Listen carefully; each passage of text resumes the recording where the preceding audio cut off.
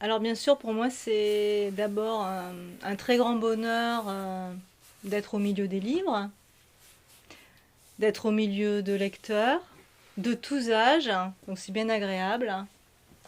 Tous les âges sont représentés ici. Et bien sûr, c'est avec grande émotion que je me retrouve à la médiathèque de l'abbé Selle-le-Raguet, puisque c'est un village très important pour moi. C'est mon port d'attache, je dirais, puisque mes parents y sont nés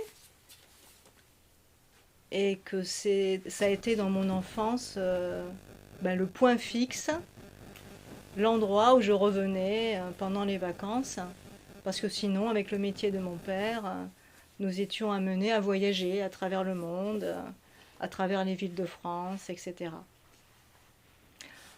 Euh, alors, ce livre, d'abord ce livre qui s'intitule Rouge et dont je suis l'autrice, sous un double nom. C'est-à-dire que là, je m'appelle Véronique Vialade Marin. Donc Vialade, c'est le nom de mes parents, Marin, c'est le nom de mon époux, c'est mon nom de plume.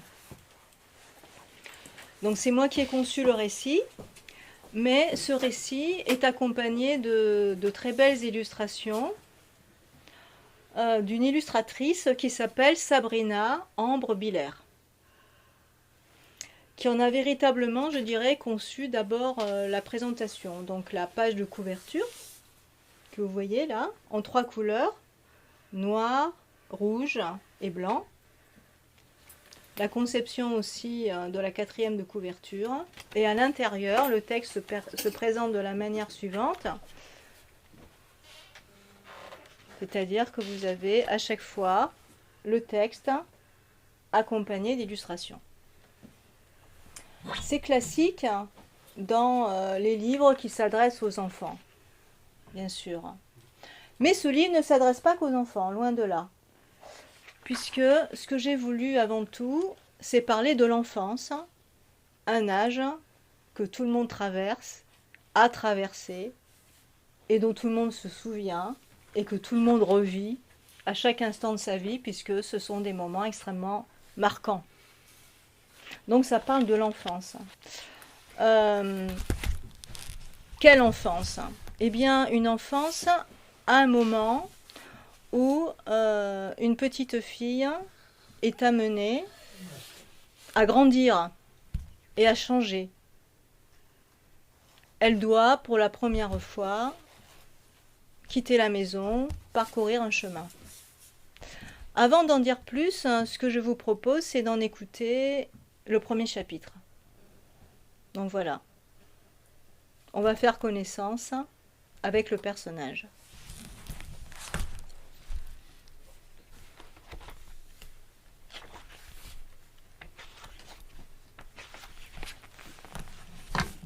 Rouge, rouge, rouge. La mère vient d'arriver dans l'appartement, dépose un sac à main blanc au pied d'un fauteuil rouge. Elle passe sa main gauche dans ses cheveux blonds légers et les secoue. Elle sourit, appelle plus doucement encore. Rouge. Voilà, me voilà. Qu'est-ce que tu lui veux à ta petite rouge? Une enfant aux cheveux roux et bouclés surgit d'un couloir. Elle porte une salopette en jean noir, un polo rouge, des espadrilles rouges et se gratte une fesse. Dans l'autre main, elle tient un livre qu'elle lit tout en avançant vers sa mère.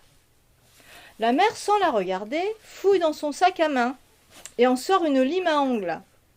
Elle s'assied dans le fauteuil, croise une jambe et balance un pied chaussé d'un escarpin blanc. Elle approche une lime d'un ongle trop long, s'interrompt et réfléchit.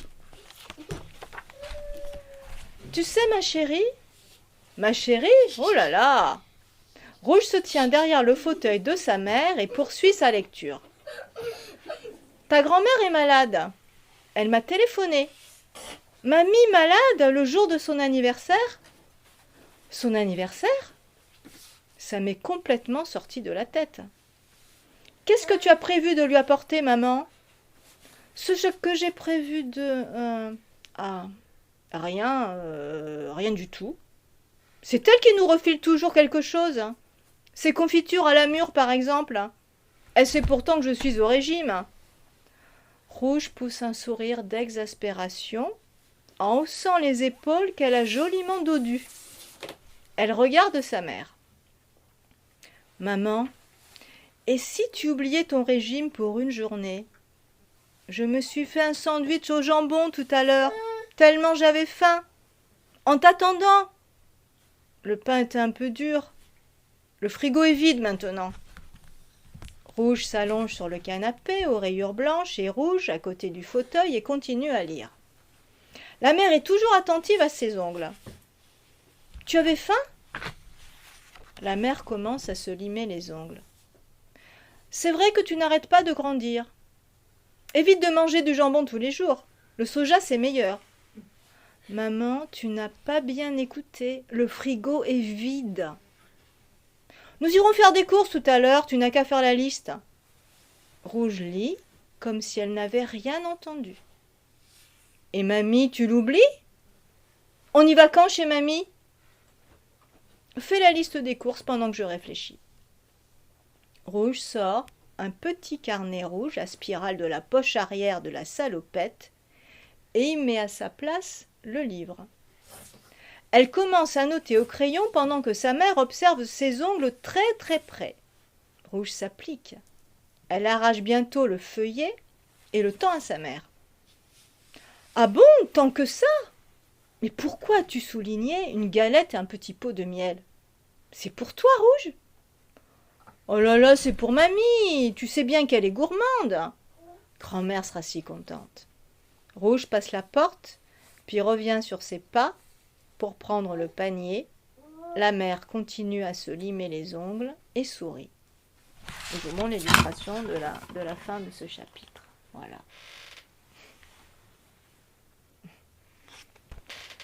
Alors l'illustratrice, elle a travaillé un petit peu, je vous montre pour le premier chapitre, un peu en creux par rapport à ce que j'écrivais.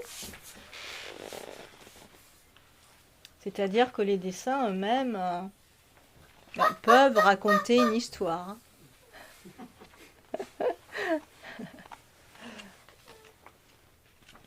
Voilà.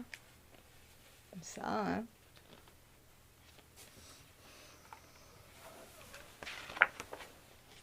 Encore ici. Voilà. Et voilà, le porte-monnaie. Et là. Le GPS. Et voilà. Eh, comme quoi je me suis pas trompée, les enfants d'aujourd'hui s'y connaissent. Hein. Voilà. C'est bien aussi pour enfants. Bien sûr. Hein. C'est tout facile le GPS. Et voilà. Et ça alors?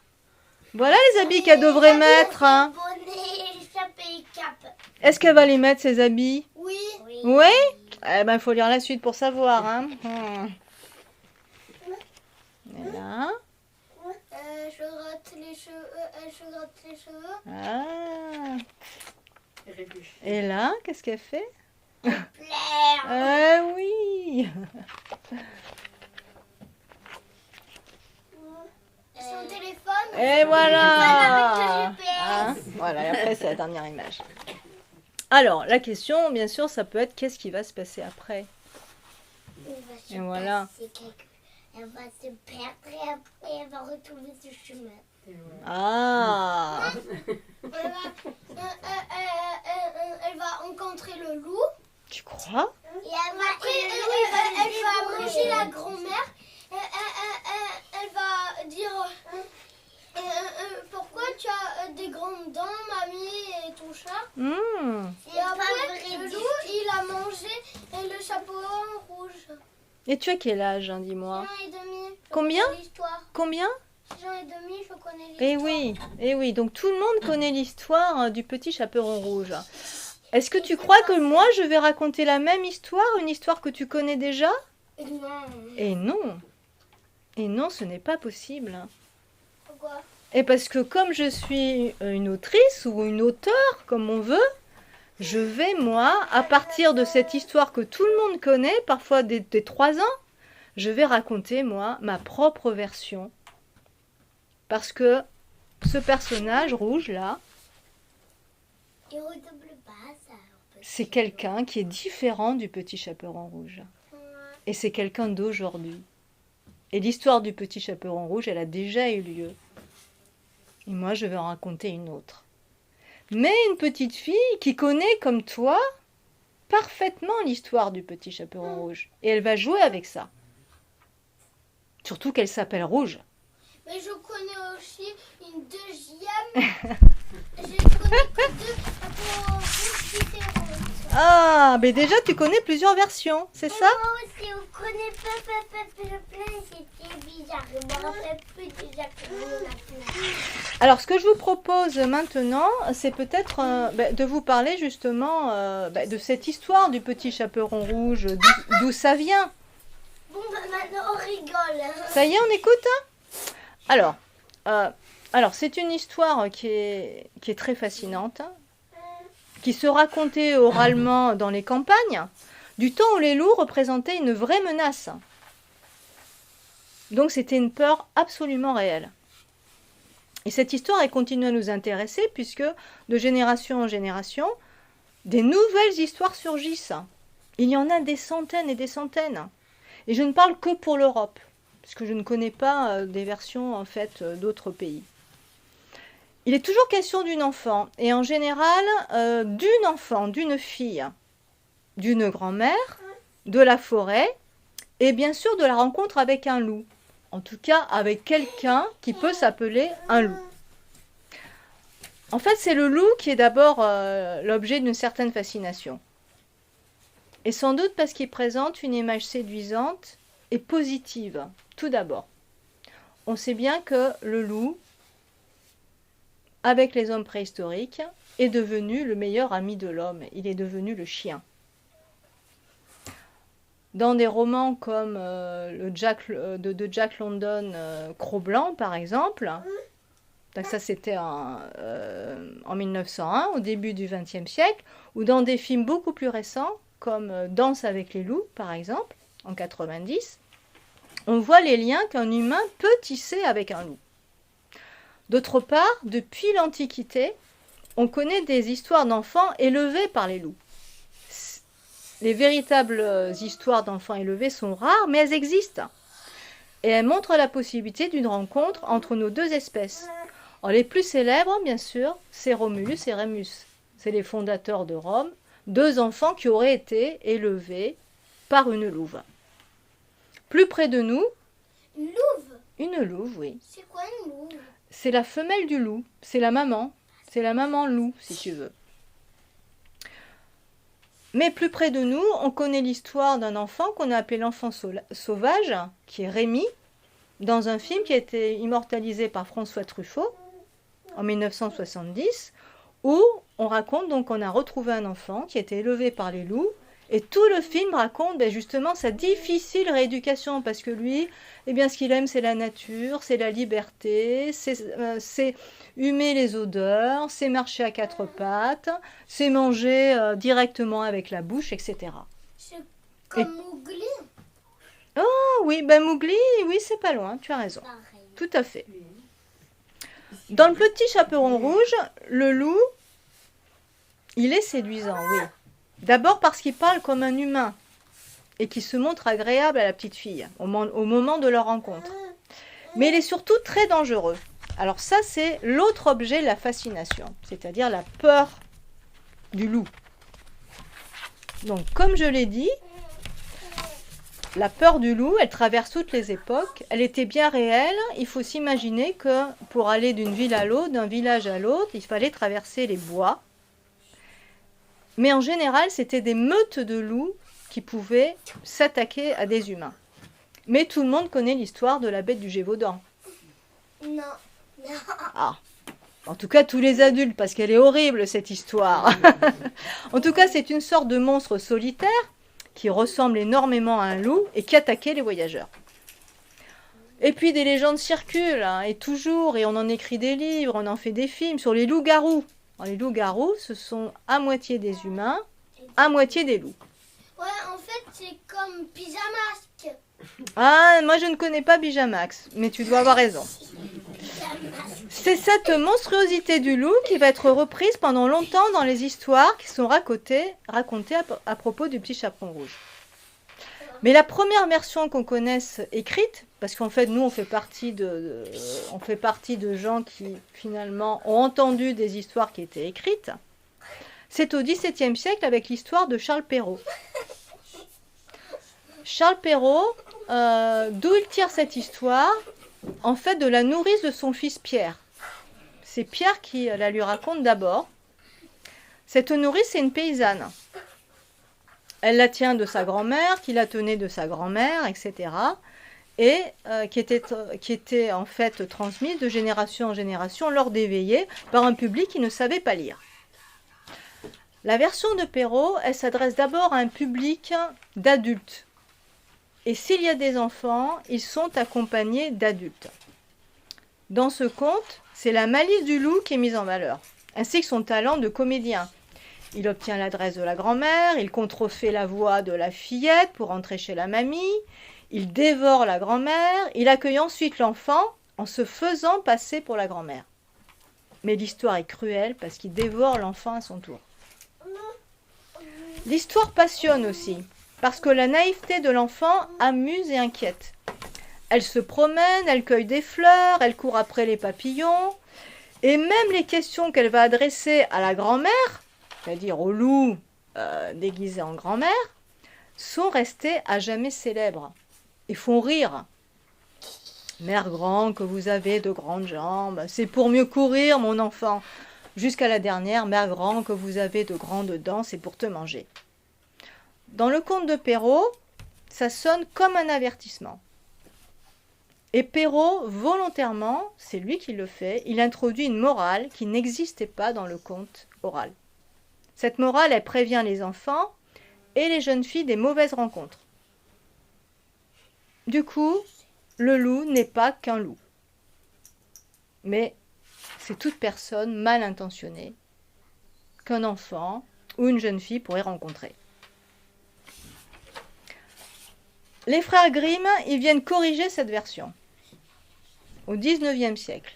Eux aussi, ils rassemblent des contes populaires en Allemagne, mais ils veulent s'adresser à des enfants. Ils veulent les amuser sans trop leur faire peur. Le petit chaperon rouge, étrangement, qu'ils vont raconter, il ne vient pas tout à fait d'Allemagne. Ils l'ont recueilli en fait d'une personne qui était originaire de France. Et donc, c'est une version qui vient de Perrault. Aujourd'hui, on raconte souvent à l'oral, les parents en tout cas, racontent souvent une version qui est soit celle de Grimm, soit une version mélangée des deux. Et moi, quand j'interroge mes élèves ou quand je demande à des enfants, ils mélangent les deux versions et donnent une fin qui est positive. Alors, qu'est-ce que c'est que la version des frères Grimm ? Il y a bien une morale. Le petit chaperon rouge, il énonce à la fin, il ne faut jamais quitter le chemin, comme le lui avait dit sa maman. Donc la maman l'avertit. Dans le conte de Perrault, il n'y a rien. Mais surtout, la nouveauté, c'est qu'un bûcheron intervient. Et je suis sûre que vous connaissez tous cette version. Il trouve le loup endormi dans la maison de la grand-mère et lui ouvre le ventre. La grand-mère est un peu frippée, mais intacte, et le petit chaperon rouge trouve qu'il faisait bien noir là-dedans. Pour punir le loup, le petit chaperon rouge remplit son ventre de grosses pierres, et le chasseur fait une belle couture. À son réveil, le loup veut bondir et tombe raide mort sous le poids des pierres. En voilà une belle indigestion. Tout finit bien. En fait, dans ce conte, l'erreur de la petite fille est réparée. Bien sûr. Cette fin heureuse, eh bien, les frères Grimm, ils l'inventent peut-être, mais ne sont pas les seuls à l'avoir imaginé. Et dans les versions précédentes du Moyen-Âge, les versions qui se terminaient bien, il y en avait. Mais on l'apprend plus tard. Parce que les folkloristes, les gens qui s'intéressent aux mythes des campagnes, etc., ils vont retrouver plus de 35 versions du petit chaperon rouge. Alors bien sûr, je ne les ai pas toutes lues, je ne vais vous parler que des 2 plus célèbres. Dans une, l'animal, il s'appelle pas le loup, il s'appelle le bzou, parce que c'est un loup-garou, en fait. Donc mi-homme, mi-loup. Le début, c'est exactement la même chose que Perrault et Grimm. Donc le départ chez la grand-mère, la rencontre du loup. Ici, la fillette, elle prend un chemin qui s'appelle le chemin des aiguilles, le loup, le chemin des épingles. Bien sûr, il est plus rapide. Mais ce qui est différent, c'est l'arrivée chez la grand-mère. Et là, je vais vous raconter quelque chose que peut-être vous ne connaissez pas. La petite fille entre, mais la grand-mère, elle est déjà couchée. En fait, c'est le loup, bien sûr, hein, qui s'est caché dans le lit. Il lui propose d'abord de manger et d'aller chercher de la viande et de boire du vin. Or, il s'agit des restes de la grand-mère. On comprend qu'aujourd'hui, personne ne connaît cette version, ou l'oublie. Si on la connaît, on ne sait plus qu'elle existe. Mais ce qui est plus attrayant, c'est la fin qui a été imaginée. Autre différence, c'est que la petite fille, chez la grand-mère, quand la grand-mère lui dit de venir se coucher, elle vient se coucher, elle lui pose les questions rituelles, donc on voit bien que ça vient des versions les plus anciennes. Au moment où elle devrait être dévorée, le loup lui annonce qu'il va la dévorer, elle demande d'aller dehors, pour une envie pressante. Et le loup est d'accord. Vas-y, sors, dépêche-toi. Mais d'abord, il lui attache un fil de laine à un pied. Il tient l'autre côté, bien sûr. Une fois dehors, la fillette attache ce fil à un arbre et s'enfuit chez elle. Le loup ne pourra pas la rattraper. Il existe une variante de cette version, donc la petite fille s'en va, mais c'est une course-poursuite, le loup est sur le point de la rattraper, jusqu'à une rivière. Là, la petite fille se fait aider par des laveuses qui vont tendre un drap au-dessus de la rivière et le loup piégé se noie. Ouf! Donc, dans les versions les plus anciennes, la fillette est sauvée, mais pas la grand-mère. Alors, voyons maintenant ce que gardent les versions modernes et contemporaines du Petit Chaperon Rouge. Souvent, ces nouvelles histoires, elles vont montrer la bravoure, l'intelligence du Petit Chaperon Rouge qui réussit à échapper au loup. Il n'y a pas de fin malheureuse. Soit la fillette réussit à s'enfuir, soit quelqu'un intervient pour ouvrir le ventre du glouton. Soit le Petit Chaperon Rouge tue elle-même la grand-mère à coups de revolver dans la version de Roald Dahl. Mais la fin horrible de Perrault est définitivement abandonnée. Pourquoi? Parce que aujourd'hui, on va dire au moins depuis les années 1940, la vision moderne de l'enfance est celle d'un monde à protéger, si possible, et à maintenir éloigné des injustices et des violences. Donc c'est une vision idéalisée du monde de l'enfance que l'on veut faire vivre dans les livres. Certains auteurs, cependant, modernisent l'histoire. Par exemple, en 1980, un Anglais, Tony Ross, il imagine que la fillette, elle croit rencontrer un chien. Le loup, lui, sait qu'elle a le Petit Chaperon Rouge, comme s'il avait lu l'histoire. La grand-mère possède une télévision, elle a une sonnette électrique, et à la fin, celui qui apparaît pour sauver tout le monde, c'est le père du Petit Chaperon Rouge qui est bûcheron. Il secoue le loup, la grand-mère comme la fillette sortent indemnes. Et pour le loup, c'est différent aussi. Il va promettre de ne plus jamais manger de viande, il devient végétarien. Donc c'est souvent l'image du loup qui est changée. Et l'humour intervient énormément. Dans les contes du chat perché, peut-être que vous connaissez cette version. Alors là, ça a été publié en 1940. Le loup vient pour jouer avec Delphine et Marinette. Moi, Delphine et Marinette, c'est le livre sur lequel j'ai appris à lire. Et donc j'ai su lire très vite, parce que comme je voulais connaître la fin, j'avais tout lu avant qu'on commence les leçons, je crois. Alors, Delphine et Marinette, elles ne sont pas tout à fait d'accord. mais elles finissent par lui ouvrir la porte. Mais elle lui rappelle qu'il a une très mauvaise réputation, avec la fable du loup et de l'agneau, avec le petit chaperon rouge, etc. Mais le loup leur dit que c'est de l'histoire ancienne, tout ça. Elle joue donc avec lui, jusqu'au jour où son instinct est le plus fort. Il les mange.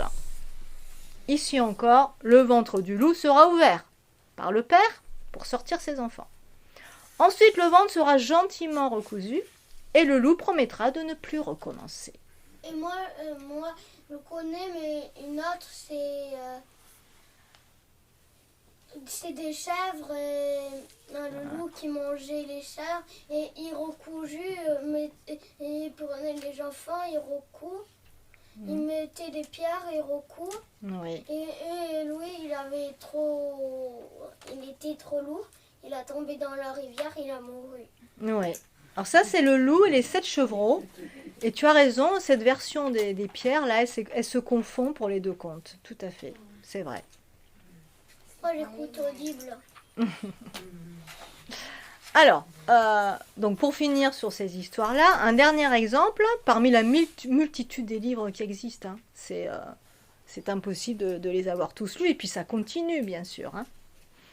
En 1980, dans les Contes à l'envers, les auteurs, ils sont deux, c'est Dumas et Moissart, ils vont proposer l'histoire du petit chaperon bleu marine. C'est la descendante du chaperon rouge. En fait, le chaperon rouge, c'est sa grand-mère. La fillette, elle veut à son tour devenir célèbre.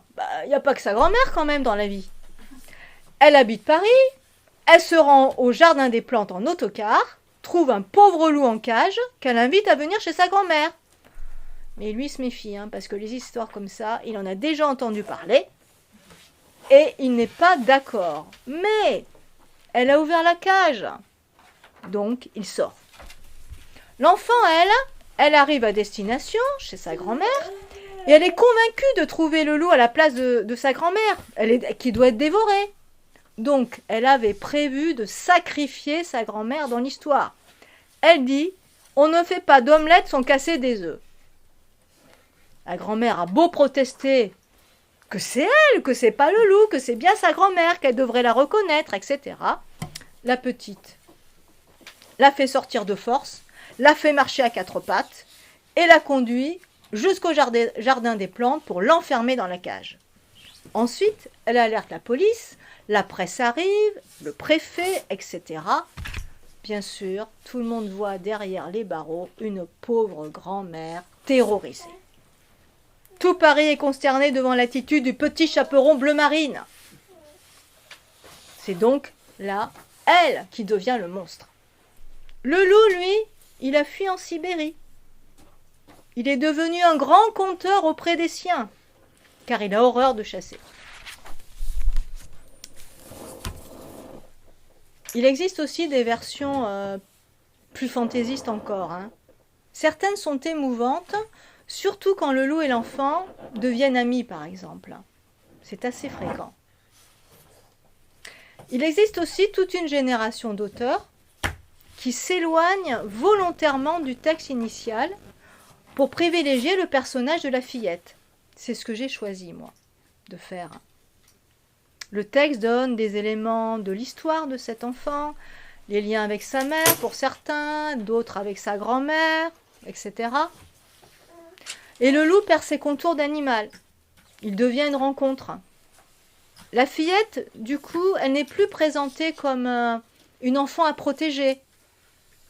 Mais ce qui va être mis en avant, c'est que c'est une enfant qui grandit et qui doit avancer seule sur les chemins et prendre des décisions. Et c'est par la parole qu'elle va exercer sa liberté, par le jeu, par son esprit, par son imaginaire. C'est comme ça qu'elle apprend à s'adresser aux autres. Voilà.